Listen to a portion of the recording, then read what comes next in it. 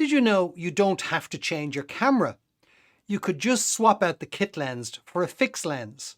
Now, what does that look like? So most cameras are coming with a wide angle to slightly short portrait zoom, in this case 55, going down to 18. Now the numbers on the back are going to change because these are invariably variable aperture lenses. What does that mean?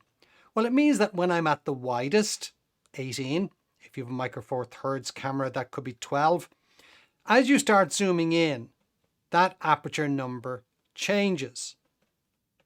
So by the time I zoom in all the way to 55, in fact, even before I get there, I am at 5.6.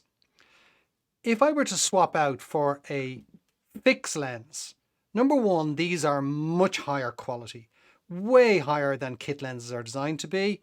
And the good news is that you can buy these lenses quite cheaply on places like mpp.com or keh.com. But what does that look like in the camera itself? What does it look like in the final shots that you might make?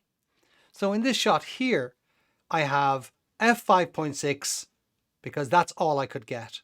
Now I'm zoomed, or focused I should say, all the way here on this particular part of the railings. And there's the guarantee, 5.6 on the shot. That's what's recorded in the metadata. Now I certainly have a blurred background. And as you can see, that depth of field begins to fall off just about there. So you can see I've got depth of field from there to there. If I were to swap that out for a 50mm f1.5 or a 35mm f1.8, I will end up with a shot like this.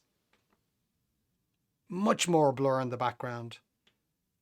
The depth of field is just tiny. So on the f1.8, the depth of field begins to fall off almost immediately. And in the background here, you can just see how absolutely massively blurred f1.8 is. Here that is on the 5.6, the f5.6 version. So it's blurred, but nowhere near as blurred as the 1.8. So the benefits of these lenses are that they bring a lot more light in. The quality is way better, and you've got these aperture numbers that will really blur a background. Downside is the zoom no longer exists. You are the zoom. You've got to move closer or you've got to move further away. But in terms of what you can do with your photography, it just changes things completely. So you don't have to change your camera. You can just swap your kit lens for a fixed lens. I hope this gets you off to a good start.